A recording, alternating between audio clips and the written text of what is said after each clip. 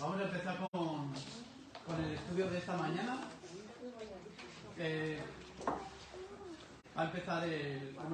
Vamos a llevar a cabo Tito, capítulo 2 en esta mañana. Creo que va a durar un poquito más de lo normal, pero no se preocupen que en la sala que tenemos aquí al lado les invito a café a todos. Así que voy a intentar hacerlo lo más corto posible. Bueno. Tito 2, cuando lo tengan me dicen. Quiero repasar el motivo de esta epístola de Tito 2. Como dice en el versículo 5 del capítulo 1, lo voy a decir en otra versión, ¿de acuerdo? En otra versión, el resumen que puse, aunque está claro en la Reina Valera 60. Dice, el motivo es, en el capítulo 1 del versículo 5 dice así: te dejé en la isla de Creta para que pudieras terminar nuestro trabajo ahí y nombrar ancianos en cada ciudad, tal como te lo indiqué. Vemos que del 10 al 14, ¿por qué ese propósito, no? Dice, el propósito es porque hay muchos rebeldes que participan en conversaciones inútiles y engañan a otros. Me refiero especialmente a los que insisten en que es necesario circuncidarse para ser salvos. Hay que callarlos, porque con su falsa enseñanza alejan a familias enteras de la verdad y solo lo hacen por dinero. Incluso uno de sus propios hombres, un profeta de Creta, dijo acerca de ellos: todos los cretenses son mentirosos, animales crueles y glotones perezosos. Es la verdad. Así que repréndelos con severidad para fortalecerlos en la fe. Tienen que dejar de prestar atención a mitos judíos y a los mandatos de aquellos que se han apartado de la verdad. Y en el versículo 16 podemos encontrar que dice: tales personas afirman, esta es la clave fundamental, tales personas afirman que conocen a Dios, pero lo niegan con su manera de vivir. Son detestables y desobedientes. No sirven para hacer nada bueno. Ahora vamos a leer entonces Tito 2, después de haber leído esto. Dice así Tito 2, dice: pero tú habla lo que está de acuerdo con la sana doctrina. Que los ancianos sean sobrios, serios, prudentes, sanos en la fe, en el amor, en la paciencia. Las ancianas asimismo sean reverentes en su porte, no calumniadoras, no esclavas del vino, maestras del bien.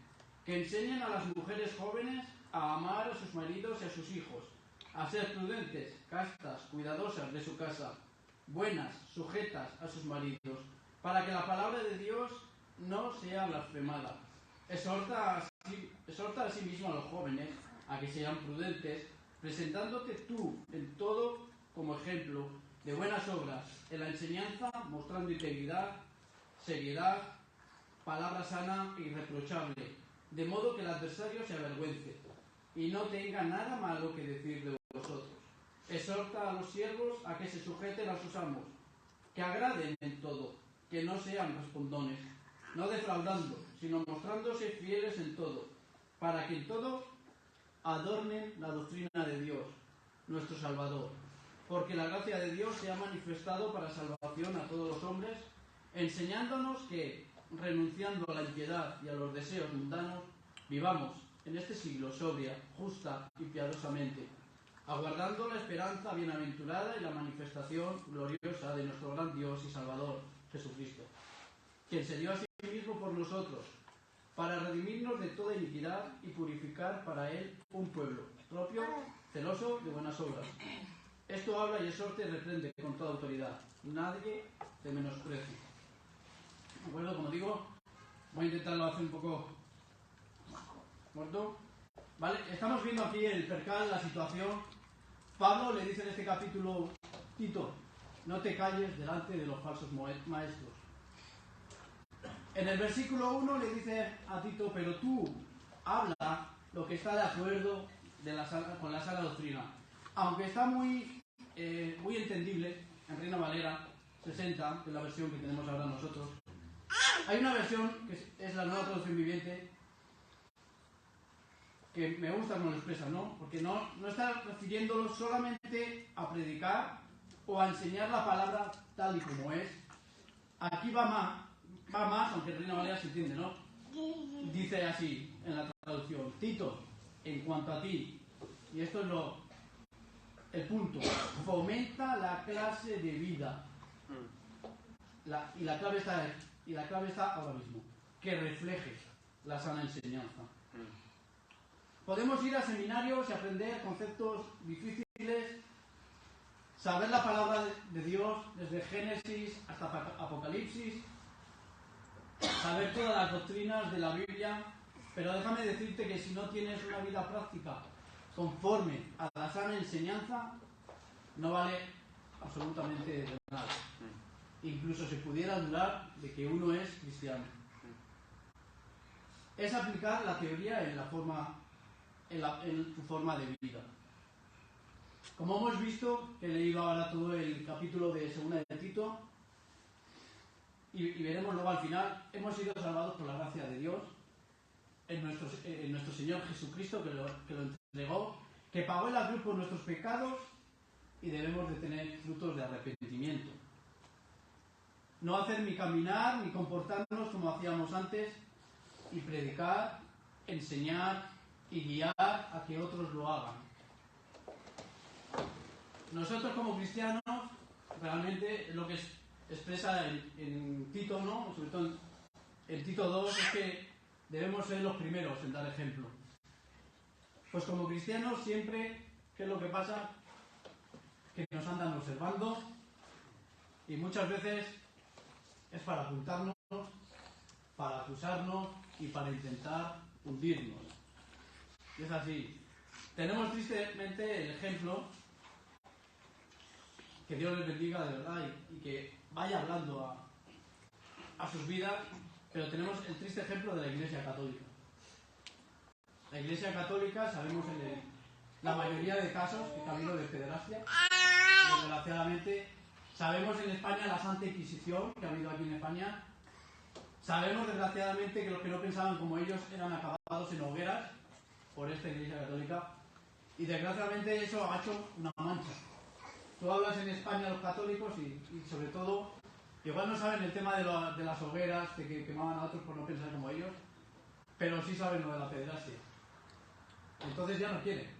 ¿Por qué? Porque hay una mancha negra, ¿no? Y no solamente la Iglesia Católica, sino los evangélicos también se ha dado, sobre todo en Latinoamérica, ¿no? El evangelio de la falsa prosperidad, que te dicen que si tú das 100 euros, no te preocupes que Dios te va a dar 1000, ¿no? Y juegan con los sentimientos y con el buen corazón de la gente, los van manipulando, ¿no? Y eso produce una mancha. Yo no quiero ser como los evangélicos porque no hacen más que pedir dinero, tal. No. Tenemos que tener cuidado con no practicar el evangelio. Como he dicho, podemos ser una mancha para los demás. Me gustaría que Alejandro buscaría en 2 Corintios 3, 2 al 5. Vamos a leer pocos pasajes en el día de hoy, porque ya les digo, no quiero ser largo. 2 Corintios 3, 5, ¿verdad? 3, 2 al 5. Capítulo 3, versículo 2 al 5, por favor.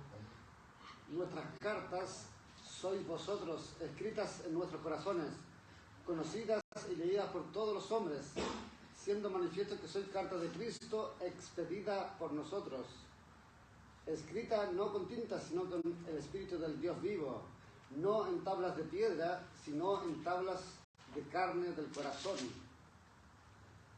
Y tal confianza tenemos mediante Cristo para con Dios, no que seamos competentes por nosotros mismos para pensar algo como de nosotros mismos, sino que nuestra competencia proviene de Dios. Amén. Ahí es suficiente. Estos hermanos eran buenos ejemplos, pero me gusta como dice, ¿no? Dice que nosotros somos cartas escritas, no con tinta, ¿no? Como antes escribíamos cartas, eso del WhatsApp no existía, créanselo que no existía el WhatsApp, no existía ninguna red social. Escribíamos cartitas en el colegio para pasárselas a los compañeros, o si había una persona, un familiar o algo, escribíamos una carta y lo enviábamos en el buzón para que el cartero lo entregaba. Esa época existía, ¿no? Que para mí personalmente fue muy bonita, ¿no? Que nosotros somos cartas escritas, no con tinta, no en tablas de piedra. sino en tablas de carne de corazón. La cuestión es que somos cartas. Al fin y al cabo, somos cartas, dice Pablo. Y sí o sí, cuando la gente nos ve, van a leer de nosotros. Pero la pregunta es, para reflexionar, cuando nos ve la gente, ¿qué es lo que lee de nosotros? Porque un mensaje sí que vamos a transmitir. Un mensaje vamos a transmitir. No se crean que somos cartas con un sobre cerrado. Somos cartas que transmitimos algo. La cuestión y la pregunta es el qué es lo que transmitimos, ¿no? ¿Qué es lo que leen de nosotros? Ahora que hablamos mucho de la práctica y lo quiero... yo sé que ha habido buen corazón, creo que esta historia fue real, tristemente. Lo quería incluir, o si no, los jóvenes, acordaros, cuando me toque el apartado de los jóvenes. Era una chica cristiana que creo que se gustaba de un chico, o por lo menos a ese chico lo quería invitar a la iglesia. Y el chico le dijo, no sé. Le dijo, bueno, venga, si vienes conmigo a la discoteca, yo voy al domingo, al día siguiente, contigo a la iglesia. La chica así muy pensada, pero como le gustaba y tal, dice, bueno, si voy, él viene a la iglesia, tal. Al final, la chica fue a la discoteca, estuvieron bailando, estuvieron dando cosas, ¿no?, en la discoteca. Y una vez que terminó todo eso, le dijo a la chica, bueno, mañana nos vemos en la iglesia. ¿Saben lo que le dijo el chico? ¿Para qué voy a ir si tú eres igual que yo? ¿Me explico? ¿Para qué voy a ir si tú vives como yo? Esto no lo digo porque hemos fallado. Yo el primero, que me acuerdo de un caso, recién convertido, tenía mi mala vida, ¿no? Y justo estaba con un amigo en aquel entonces también que le gustaba el tema de la droga. Y estuve con él a la discoteca, de recién convertido, hasta las 6 de la madrugada, si no te despidas, hasta las 6 de la madrugada más. Al final me tuve que ir. Porque eso no vale para nada, ni testifica, ni es nada. Y si alguien quiere hacer el mal, por mucho que tú estés, lo va a acabar haciendo. Eso no es de ejemplo y además eso hace que repudien el mensaje. ¿No? Pero bueno, esto no lo digo para que nos martiricemos. Como dije hace un tiempo, si has fallado, no te alejes de Dios. Eso es lo peor que podemos hacer, si hemos fallado. Ve a Él en arrepentimiento y fe. Esto, el Evangelio, es una carrera constante hacia la meta. Pero no te agobies. No corras hacia el lado contrario, la meta está bien, no corras hacia el lado contrario. O no renuncies a la carrera y te salgas de ella. Aquí, en el Evangelio, no se trata de quién es mejor o de quién va a llegar a la meta primero. Aquí simplemente se trata de llegar a la meta. Ese es el objetivo, llegar a la meta. Aquí no hay nadie mejor, ni peor, ni quién va a ser más velón, ni nada. La cuestión es llegar a la meta y que entre todos nos ayudemos para alcanzar esa meta.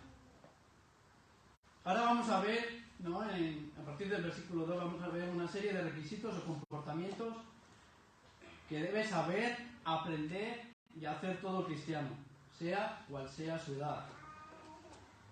En este capítulo, como en el primero, ya no habla en sí de ministerios en la iglesia, sino ya de personas en sí de diferentes edades y las actitudes en las que un cristiano debe de tener. Esta predicación ni esta carta de Tito es para el objetivo de acusaros, ni de acusarnos en general, ni de acusarme a mí. Mientras vayamos avanzando en el estudio, si no eres perfecto, si eres perfecto, me quito el sombrero delante de mí. Eres un fenómeno, ¿no? Pero como me imagino que casi que todos seremos igual, te darás cuenta que algunas de estas cosas que se van a describir en esta mañana, que están aquí escritas en el capítulo 2 de Tito, no las haces o no las hacemos. Como yo a la hora de preparar este estudio, ¿no? Cuando me pasa con el estudio de ¿qué tienes conmigo, Dios? Que siempre me estás hablando, ¿no? Es como cuando éramos chicos, ¿no? Que nuestros padres siempre nos están regañando, o nuestros profesores nos regañan en clase y tal, y decimos, es que me tienen manía. Es que me tienen manía mis padres, es que me tienen manía mis profesores. Pero déjame decirte que sin regaños no hay crecimiento en la vida. Si no tienes esos regaños, uno no crece en la vida, ¿no? Se estanca, incluso disminuye, ¿no? El que lo hace es porque se preocupa de ti, porque lo ama, y como dice en la palabra, Dios al que ama lo corrige, ¿no? Y qué bueno, ¿no? Que Dios nos corrige. Vamos a ver, en el versículo 2 ya habla con ancianos. Quería comentar una cosa. Tito era joven. Aquí en esta epístola era joven. Y yo me imagino como joven, decía, ¿qué voy a decir yo a los ancianos? ¿Qué voy a comentarles si ya son ancianos, si ya han tenido su experiencia, su vida? ¿Qué les voy a enseñar yo, no? Y eso es lo maravilloso de la palabra de Dios. Que él tenía que hablar con la autoridad de la palabra de Dios. No. Ningún joven tiene que tener miedo mientras hable con la autoridad de la palabra de Dios a un anciano. Y ningún anciano, o sea, anciano, cuando me refiero a anciano, es adulto, ¿no? No debe ser orgulloso de este joven que me va a enseñar a mí si yo ya he vivido tanto. No. Dios siempre tiene mucho que decirnos, tanto al más niño como al mayor anciano. Yo creo que Caleb, además, creo que es el pastor que tienen allá en la iglesia, creo que es más joven, me parece, y mientras hable con la autoridad de Dios no va a ir Caleb o alguno, yo tengo unos años más que tú. No tenemos que ser así, ¿no? Pero me imagino a Tito como muy joven así, ¿qué le voy a decir yo? ¿No? Pero bueno, los ancianos, vamos a los ancianos. Los ancianos son los adultos, cabezas del hogar. Los ancianos deben tener autocontrol, ser modelo de autoconducta. Y aquí vemos unos requisitos, unas actitudes de comportamiento. Empezamos por sobrios. Sobrios es ser templado, moderado, con respeto a uso de él y en todos sus gustos y hábitos. Un anciano tiene que saber controlar sus emociones y que no sean las emociones que le controlen a él. No tiene que tener nada de emociones desordenadas, sino que toma decisiones correctas y sanas, enfocado en Dios y en sus cosas. Digamos que su mente no está contaminada en las cosas de este mundo. Otro requisito que le dan a los adultos es serios. Esto no quiere decir que la persona tiene que estar malhumorada. Un adulto que tiene que estar malhumorada con un jetón, que vamos, no, que tiene que ser aburrido, para nada. O que no puede contar un chiste y divertirse, no. Para nada significa esto. Pero un adulto sabe que hay tiempo para jugar y hay tiempo para estar en serio. Y la persona madura sabe distinguir qué tiempo es cada uno, ¿no? Y si uno, la verdad, siempre está de broma, un adulto siempre está de broma, ¿no? Aquí nosotros nos gusta estar bromeando, pero sabemos, ¿no? Saber estar en cada situación. Si una persona siempre está de broma, al final la persona que tenga problemas y que esté mal, al final no va a acudir a uno, porque dice, este se lo toma todo a risa, ¿no? Pero un adulto mayor va a saber diferenciar cada tiempo, ¿no? Y serio también es una persona respetable por su conducta. Prudentes, también les dice a los ancianos, ¿no? ¿Qué es ser prudente? Es ser dueño de sí mismo, que puede controlar sus pasiones, que tiene dominio propio, que puede, como al caballo, ¿no? Puede poner freno a lo que no le conviene en su vida. Puede decir, no, esto a mí no me hace bien. Esto no va a ser bueno para mí. Sanos es otro requisito. Tiene que ver con la doctrina sana, que no es una persona corrupta y que esta persona no está contaminada. ¿Y sanos en qué dice? En la fe y en el amor. En la fe, pues que escuchan la palabra, que la estudian, la aplican, no pierden el tiempo, como vemos aquí en la carta de Tito, no pierden el tiempo en cuentos, en fábulas, ni emociones sentimentalistas, sino que ama a Dios, a su palabra, y sigue a Jesús. Tiene una convicción interna de su fe, y es ejemplo para enseñar a los jóvenes en la fe, para que amen su palabra y pongan su vida, ¿no?, en reflejo a la palabra, ¿no? También dicen en el amor. Un anciano en el amor es alguien que ama a su familia, alguien que ama a Dios, alguien que ama a su prójimo. No es una persona que mira los errores de los demás y va criticando a las otras personas. Me gustaría que leeríamos Sara, por favor, primera de Corintios 13, los 3 primeros capítulos. Los 3 primeros versículos. Ok, 3. Ya es larga la predicación para hacerlo más. Sí. Primera de Corintios 13, del 1 al 3. Si yo hablase lenguas humanas y angélicas y no tengo amor, vengo a ser como metal que resuena y címbalo que retiñe. Y si tuviese profecía y entendiese todos los misterios y toda ciencia, y si tuviese toda la fe, de tal manera que trasladase los montes, y no tengo amor, nada soy. Y si repartiese todos mis bienes para dar de comer a los pobres, y si entregase mi cuerpo para ser quemado, y no tengo amor, de nada me sirve. Eso es una hipérbole, pero dice que por mucho que ayudes a toda la gente del mundo, hay mucha gente que puede ayudar al mundo y no salirle con el amor, sino para que él sea visto y para que sea aplaudido y muchas cosas. Pero si nosotros no tenemos amor en nuestra vida, nada somos ni nada sirve, tristemente. El fundamento de toda la Biblia, desde Génesis hasta Apocalipsis, es el amor de Jesucristo hacia nosotros. Ese fruto debe de haber en nosotros también, el amor hacia los demás. En la paciencia, terminamos con los ancianos, con la paciencia. En paciencia con los demás y en su vida. En situaciones que le vienen y saben que Dios es fiel. Porque ha pasado muchas pruebas y sufrimientos que ha pasado, ¿no? Pero sabe que al final Dios es fiel. Persevera haciendo la voluntad de Dios. Bueno, los ancianos o los adultos ya pueden estar descansados, ya han recibido sus golpes, ¿no?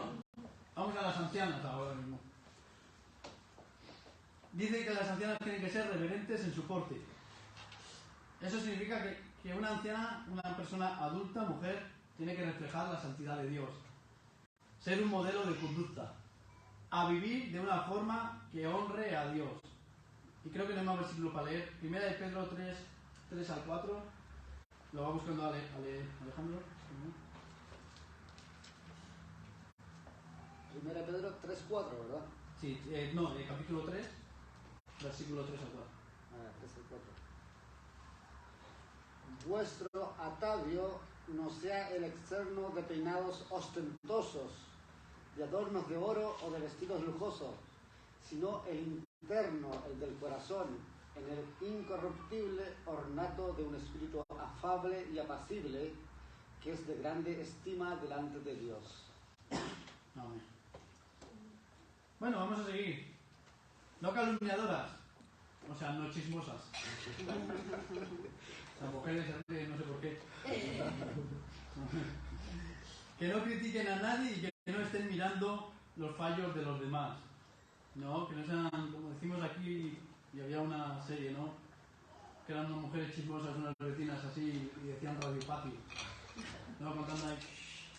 Y estas mujeres, todas las que critican y hablan de los demás, sabemos que lo hacen a sus espaldas, ¿verdad?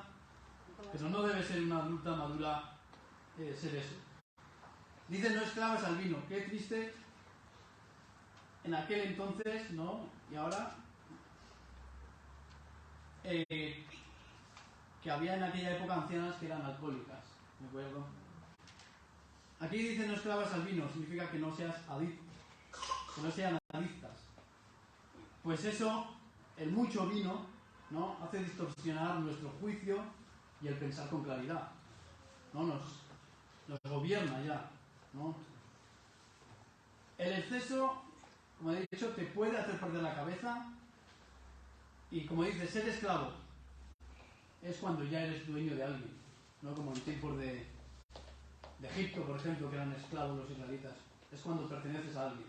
En este caso, si eres esclavo del vino, es que no te perteneces a ti mismo, sino que es el vino el que te gobierna a ti, ¿no? Él sería el dueño tuyo. También a las ancianas le dicen maestras del bien, que inculcan, que enseñan un carácter cristiano, que sean de buen ejemplo. Deben enseñar a cuidar sus casas, amar a sus hijos. Una anciana debe ser modelo en su propia casa. Como todo, ¿no? Como todo. Esto de igual para ancianas para todos.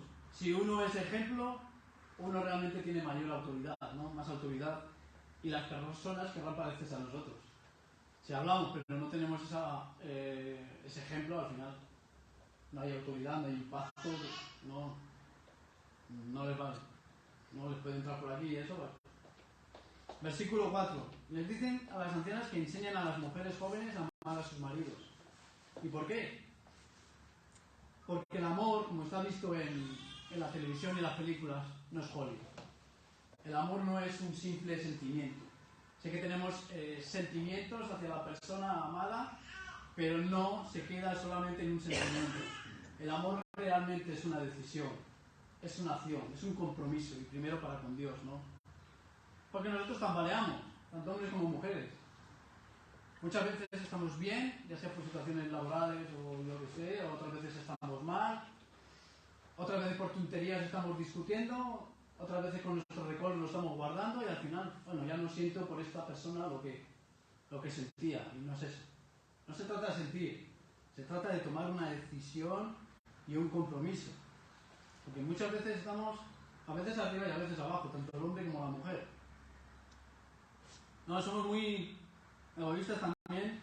Imagínese una chica o un chico que cuando la conoces todo muy bonito. Ay, me gusta el lunar que tienes ahí en la carita, ¿sabes? Te casas con ella y dices, wow, qué asco, quítatelo ya, que todo el rato viéndolo, ¿no? Somos muy así. Pero como digo, el amor es un compromiso. Es una decisión que tomamos, sobre todo con Dios y para con la persona. En la Biblia se nos dice de amar. Y siempre que la Biblia se nos dice de amar, se trata de una acción. Nunca dice si lo sientes o no.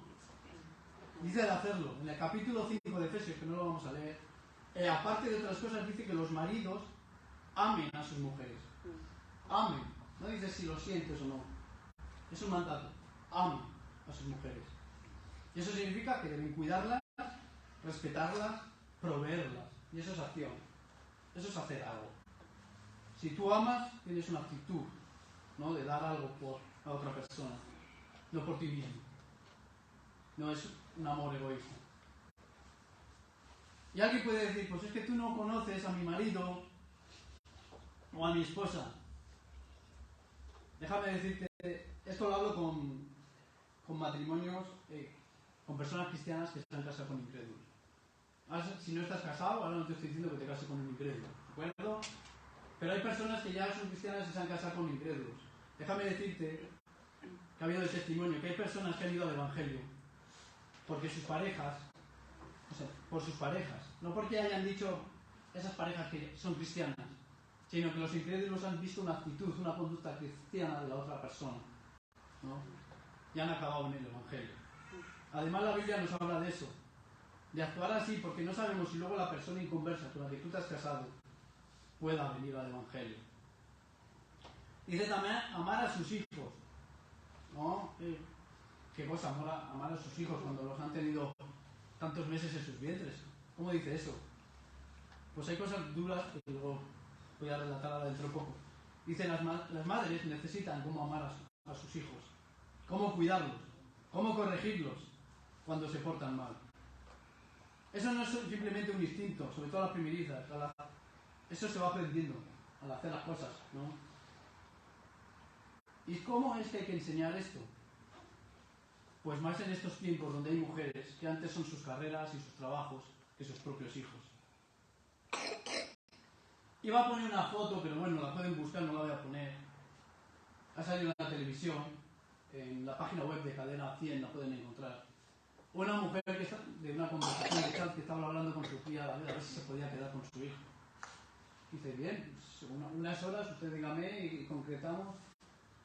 Dice, no, de lunes a viernes. Yo solamente pasaría a verlo los fines de semana. Y eso es una madre a su hijo. Y eso es verídico. Vemos lo importante que es enseñar a las madres para que eduquen a sus hijos, para que los amen.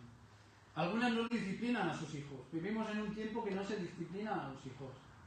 Tú antes hacías algo, y sobre todo con el padre, con la mirada, ya te lo decía todo. Te lo decía todo.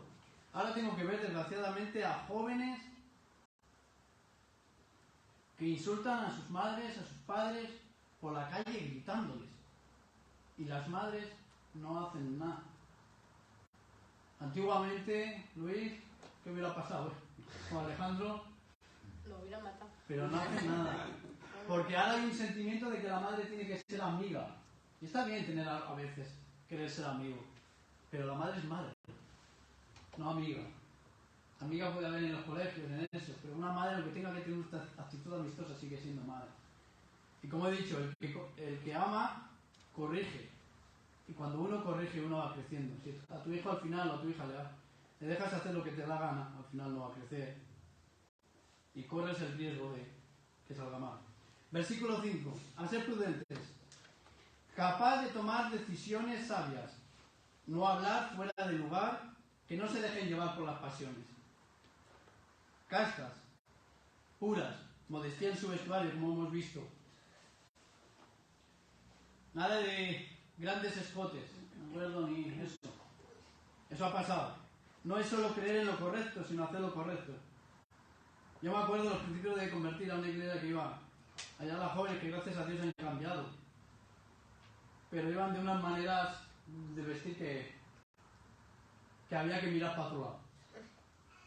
Había que mirar para otro lado. Y eso no es correcto. No es así. Dice también cuidadosas de su casa. La mujer no tiene que descuidar su hogar. Sé que hay que trabajar. Sé que la economía cada vez está peor porque cada vez nos suben que si los impuestos, que si las facturas, que si los productos de la compra, que si la gasolina. No. Pero el Señor las ha llamado a cuidarlo. Y la mujer se lo tiene que tomar como un privilegio, como un honor. No es ninguna deshonra ni nada negativo, como lo pinta ahora el feminismo actual. Y no quiere decir tampoco que no tengas una vida y no salgas. La casa no es para nada una prisión. No es ser esclava de un hogar. Y eso lo tiene que entender la mujer y el marido también.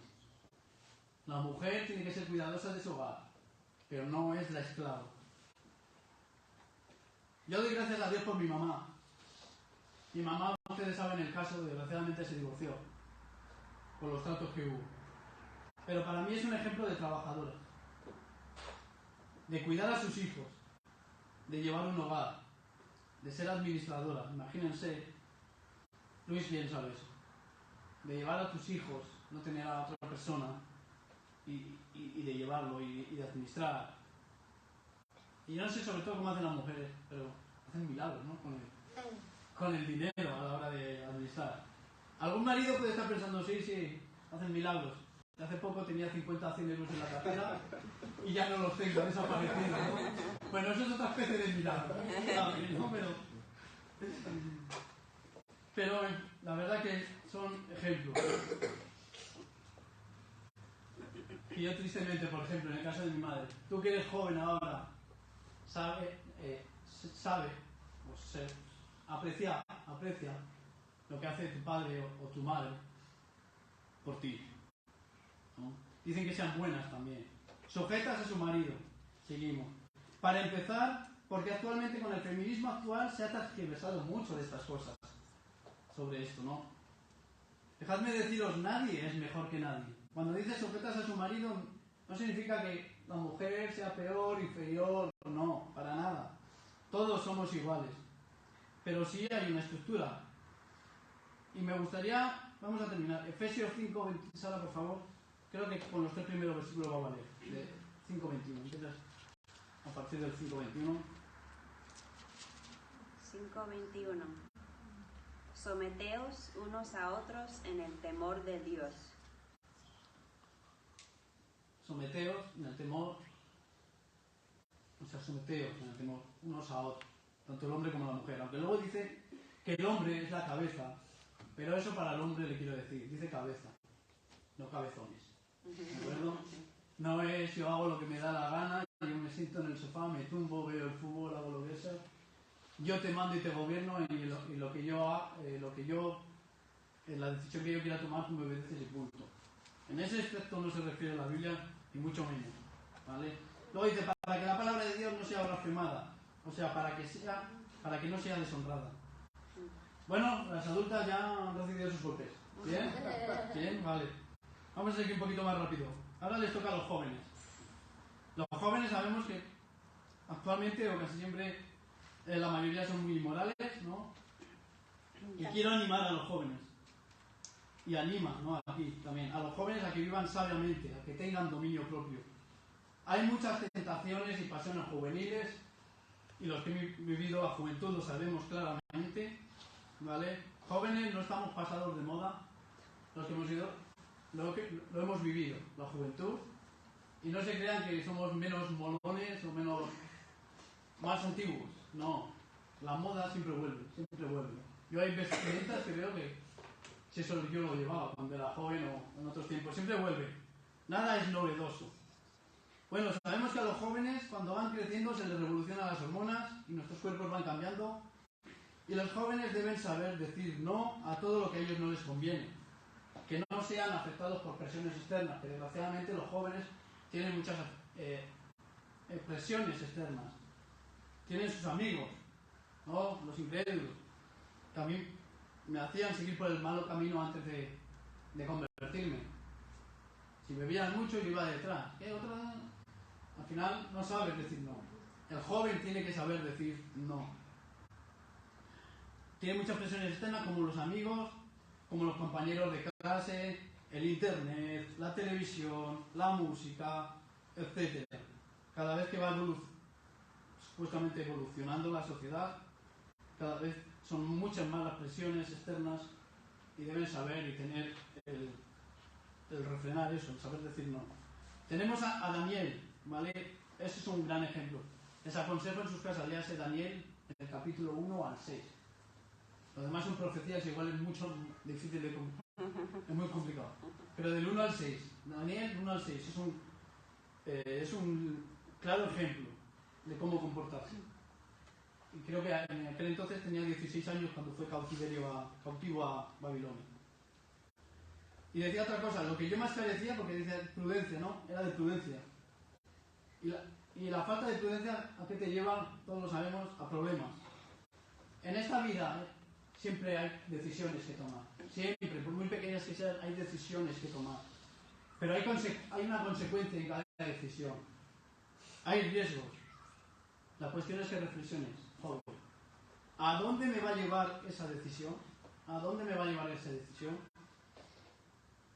¿Va a acabar bien lo que voy a hacer o me va a meter en problemas? Versículo 7. Cuando Pablo animó a Tito y a través de él a otros jóvenes a mostrar seriedad, lo que quería era que fueran reverentes y útiles. Íntegro, dice, fiel. Otra vez el ejemplo de Daniel. El cristianismo, en cuanto es serio, es cuanto al mensaje de la salvación. ¿Por qué? Porque el mensaje de la salvación te puede cambiar tu vida. Te pasar una eternidad en el infierno a pasar una eternidad en el cielo. Y eso es serio. Eso es serio. Pero en eso nos lo tenemos que tomar en serio. Pero en sí el cristianismo no es serio en cuanto pues tengo que estar todo el rato encerrado en un monasterio, tengo que estar todo el rato de rodillas como rezando, no.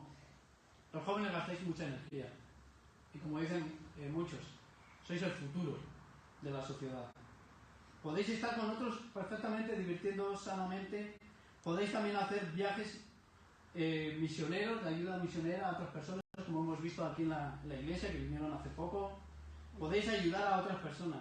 Déjame decirte, joven, esto en general también. Si quieres cambiar lo de tu alrededor, sé tu parte del cambio.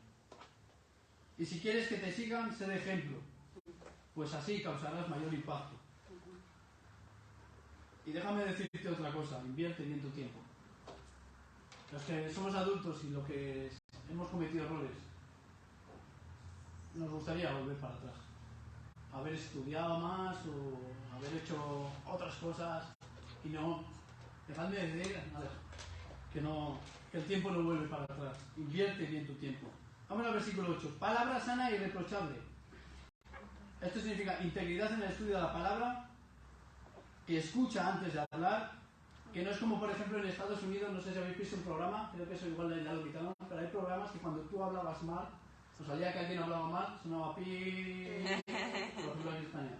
Que nuestras palabras no sean censurables, que no nos tengan que ver porque hemos hablado mal, ¿no? Que sepamos escuchar antes de hablar, que siempre salgan buenas palabras de nuestra boca y no feas, ¿no? No solo para que la palabra sea deshonrada, dice también, sino para que nadie tenga de qué acusarles. Que digan, miren, dicen ser cristianos, pero viven como nosotros. Otra vez, saber decir no. No te avergüences. ¿Vale? No te avergüences a la hora de decir no. No te avergüences de ser cristiano. No te avergüences si sabes que no te conviene decir no. No sigas los valores de la cultura. Muestra el evangelio. Yo también en la época... esos amigos que te llevan por mal camino, que tú te crees que son amigos, realmente cuando tú estés mal, no van a estar ahí contigo. ¿De acuerdo? O sea, no van a estar contigo. No tengas vergüenza de decir no a lo que no te conviene en tu vida. Porque no. Luego te va a pasar algo y te vas a dar cuenta de que esa persona no. Solamente te quería para echar unos tragos, para echar tal, pero a la hora de la verdad, ese amigo que tú llamabas no es amigo, ni amiga. ¿Vale? Y desgraciadamente tenemos que ver que los jóvenes ahora, para ser famosos y ser de agrado, hacen locuras y tonterías muy desagradables. Vamos al versículo 9 y 10. Ahora, para los trabajadores, los jóvenes han recibido su golpe. ¿Vale? Quiero dar esta cita para no alargar más. 1 Timoteo 6, 1 al 2, pero no la vamos a leer. ¿Vale? Aquí, en esta época, eran de esclavos. ¿De acuerdo? Ahora lo podemos llevar a empleados, a trabajadores, pero aquí eran esclavos. Disfrutaban de una condición y privilegio especial como pertenecer a un hogar cristiano. Los esclavos cristianos, por causa del evangelio, eran vistos en igualdad, no a diferente que en otros lugares. Podías tener el dueño cristiano, pero si la otra persona se convertía, eran iguales. Pero ojo, hay una estructura que al ser como iguales, como decimos aquí, la confianza da asco, ¿no? Puedes tener un riesgo de defraudar, ¿no? La igualdad de todos en Cristo no cancela las diferencias en cuanto a función, ¿no? Y lugar, ni en la iglesia ni en la sociedad. Repito, son diferentes funciones. No significa que seamos mejores o peores. Diferentes funciones, diferentes estructuras, pero no, a nadie le hace mejor ni peor hacer una cosa u otra. Y como cristianos tenemos una gran responsabilidad. Un trabajador debe ser obediente, sumiso a su jefe, agradarlo en todo, llegar a tiempo, cumplir con tus horarios. Nada de llegar muchas veces tarde, de no cumplir, de ser flojo, de mentir, de robar tiempo, recursos, material. Todo lo que los trabajadores dan, tenemos un contrato, debemos de cumplirlo. Aunque a veces no nos guste el jefe, o los encargados, o los amigos, o los compañeros, no debemos de ser, no sé cómo serán los alemanes, pero antes eran de ejemplo, los alemanes. Esté el jefe o no, siempre trabajando. Aquí en España no, aquí no va a chancear. Me voy a poner a hablar de mi compañero, me voy a poner a hablar mal del jefe. Es que el jefe es un tal... Y luego viene el jefe, ¡hombre, jefe, ¿qué tal? ¿Cómo está? Y plantas la buena cara. No es así. En verdad, ¿cómo se dice Alejandro? ¿Qué? ¿Cómo lo hace? Perdón por señalarte. No, sabía que esta predicación le iba a decir algo. No. Habla mal y después le dice, Y esto desgraciadamente a mí me pasó, ¿no? A mí me pasó en el trabajo que yo cuidaba a un chico y había otra persona que robaba material. Yo me estaba dando cuenta de lo que se robaba en la casa, de que los tickets no les entregaba y se quedaba algo de dinero, etcétera, etcétera. Y a mí me veían que era transparente. Además me hizo un poco mala jugareta porque decía que no limpiaba, que no hacía las otras cosas. Y tuve que vivir durante años en ese trabajo haciendo fotos y vídeos para mostrarle a la jefa que cada 2 por 3 sí que hacía las cosas, que cuando me mandaba a la compra porque se cansó de la otra persona, hacía yo la compra y todo eso, y veía que yo le entregaba los tickets, las vueltas, todo eso. Debemos demostrar transparencia. No significa que yo soy perfecto en trabajo. Hay trabajos que me tengo que avergonzar de mis acciones. Y eso es una mancha realmente. Porque luego, cuando no tienes el trabajo, eso, o las ves por la calle que... ¿Sabes? No. ¿Qué le voy a decir? No. Es una mancha. Y dice en la Biblia, ¿no? Adornen. Adornen significa que cuando es eso que hace un adorno, a un adorno es algo atractivo, ¿no? Que a uno le gusta y lo quiere cuando ve algo adornado. Pues eso se refiere también a nosotros. Puede atraer, ¿no? Que no seamos una mancha. Igual la cuenta de nuestro buen trabajo y nuestra excelencia puede atraer a otras personas al Evangelio.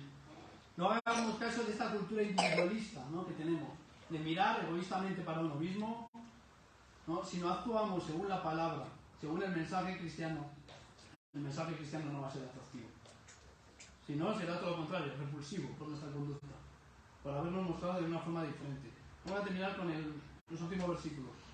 El 11 dice gracia, ¿no? Y eso es lo que hemos tenido, gracia de parte de Dios. Ha sido un regalo inmerecido de parte de Él hacia nosotros, los pecadores, dándonos a Jesucristo para pagar en la cruz por nuestros pecados y para nuestra salvación. Gloria a Él. En el versículo 12, Cristo rompió con el pecado y con el poder del pecado en nosotros. Podemos, yo sé que son muchos requisitos, sé que nos ha golpeado muchas cosas a todos, pero déjame decirte que podemos vivir conforme a su palabra por Cristo. Y les vuelvo a aconsejar, lean Daniel del capítulo 1 al 6, de ese ejemplo. Podemos vivir conforme a su palabra por Cristo y el Espíritu Santo obrando en nuestras vidas. Recuerda, no te martirices, no os martiricéis. Esto no significa que tenemos que hacer obras para ganar algo, para ganar la salvación o tal, no. Déjame y mostrarte de una persona que ha fallado muchas veces, por mirar esto como requisitos, como una lista de que hay que hacer. Y yo peco en esto y fallo en esto y voy a intentar no hacer. No. Cuando hacemos eso es que estamos mirando las obras, es que estamos mirando los requisitos, es que estamos... Y no por nuestras fuerzas y al final caemos. Mira la cruz. Mira al lado contrario, mira la cruz. Cuando tú miras a la cruz, no te preocupes que esos requisitos se van a dar. Que esos comportamientos y esas actitudes se van a dar. Y si tú fallas, sigue mirando a la cruz, sigue pidiendo perdón, sigue diciéndole lo siento, pero si miras a las obras te vas a caer una y otra vez. Vas a desfallecer, vas a decir, soy cristiano, qué vergüenza. ¿Qué clase de ejemplo soy yo? No hagas eso, mira a la cruz, siempre mirando a la cruz. Como he dicho, esto es una carrera constante, no somos perfectos. Tiene que haber una evolución en nosotros, pero no somos perfectos, mira la cruz.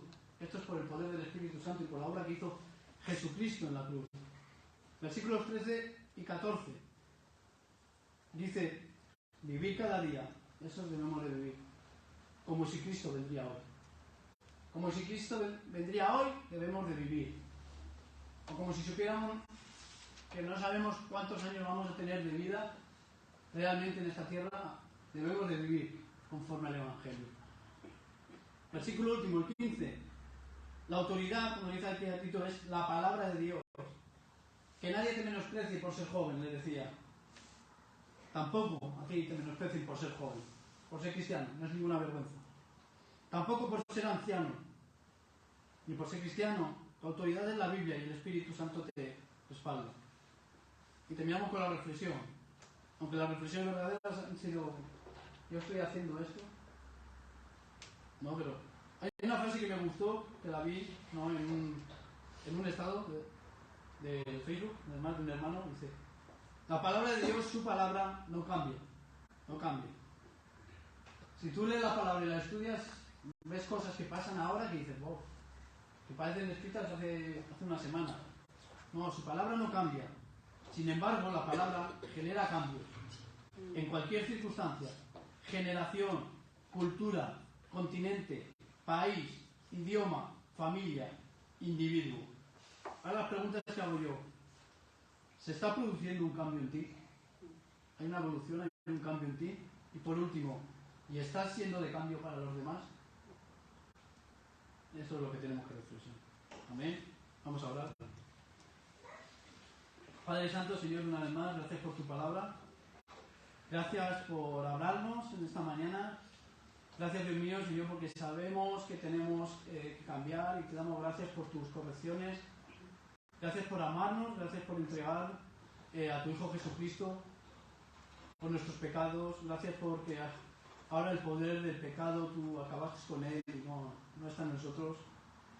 Que estemos mirando a la cruz, que estemos mirando a tu obra, que estemos mirando siempre tus maravillosas misericordias y tu bondad en nosotros. Y ayúdanos a crecer en cada día, Señor, que seamos de ejemplo en nuestras casas, que seamos el hijo o la hija que debemos de ser con nuestros padres, el hermano o la hermana que debemos de ser, el anciano o la anciana, el amigo, la amiga, el hermano en la fe que debemos de ser, y estemos en la circunstancia que estemos en cada situación, en el trabajo, el colegio, universidad, etcétera, Señor. Que seamos de ejemplo, Señor, y ayúdanos. Danos fortaleza, Señor, quita todo miedo, toda vergüenza de nosotros y sé tú en todo momento, Señor, por favor. Te necesitamos a ti, Señor. En el nombre de Jesús. Amén. Amén. Ahora, si alguna